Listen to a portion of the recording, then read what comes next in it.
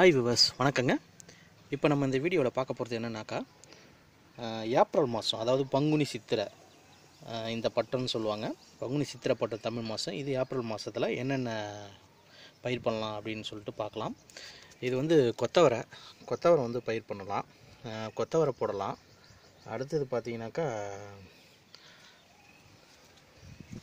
இது வெண்டை செடி போடலாம். அடுத்தது பார்த்திங்கனாக்கா முருங்கை, அதாவது செடி முருங்கை. அடுத்தது இந்த கிளையை வெட்டி வைக்கிறோம் பார்த்திங்களா, முருங்கை, அது போடலாம். இது வந்து பட்டம். ஆனால் வந்து மாடி தோட்டத்தில்னு பார்த்தீங்கன்னாக்கா நம்ம ஷேட் நெட்டு நீங்கள் போட்டிருந்தீங்கனாக்கா எல்லாமே பயிர் வைக்கலாம். அது என்னென்னு பார்த்தீங்கன்னாக்கா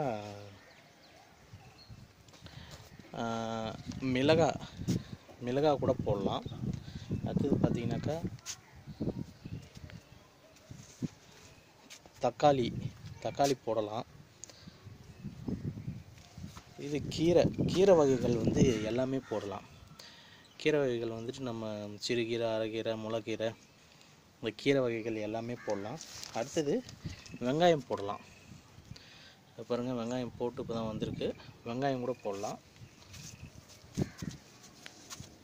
இது முள்ளங்கி கூட போடலாம். இது வந்துட்டு பொதுவாக மாடி தோட்டத்தில் இதெல்லாம் போடலாம். அதாவது ஷேட் நெட் நீங்கள் போட்டு இருந்தீங்கனாக்கா, இல்லாட்டி நான் ஃபஸ்ட்டே சொன்ன மாதிரி கொத்தவரையும் வெண்டைக்காய், அடுத்தது வந்து முருங்கை, இது மட்டும் போடுங்க. அடுத்தது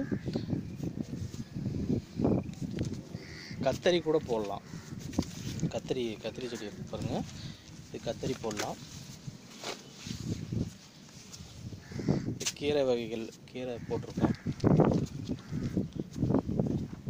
அடுத்தது நீங்கள் அந்த பாலக்கீரை இருக்குது பார்த்தீங்களா, பாலக்கீரை வெயில் நாளில் கீரை எல்லாமே போடலாம். பாலக்கீரை, இந்த பருப்பு கீரை, சிறுகீரை, அரைக்கீரை, இது எல்லாமே நீங்கள் போடலாம். என்ன ஒன்று, முளைக்கிற வரைக்கும் கொஞ்சம் வெயில் படாமல் அளவு பார்த்துட்டிங்கனாக்கா அதுக்கப்புறம் கீரை எல்லாமே வந்துடும், ஒன்றும் பிரச்சனை இல்லை.